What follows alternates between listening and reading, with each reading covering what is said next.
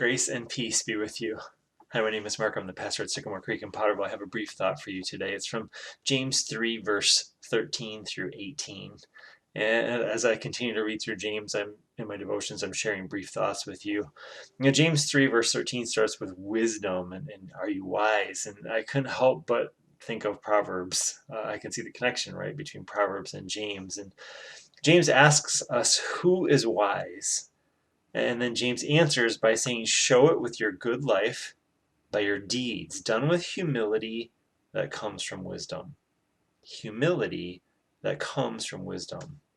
Now we learn why James is writing this in verse 14, where the original Greek suggests that harboring bitter envy and selfish ambition, it was more than a hypothetical for James' letter readers. They were wrestling with this.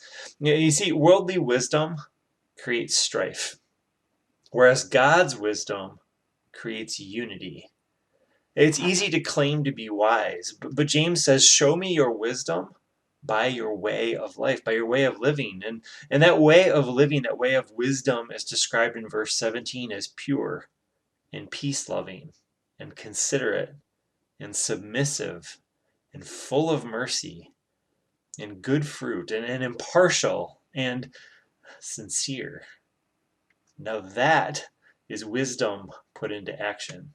Godly wisdom put into action. You see, wisdom is strength. Wisdom is a gentle strength that stays kind and compassionate. Wisdom makes allowances for others without compromising on truth. Now, where does wisdom come from according to James?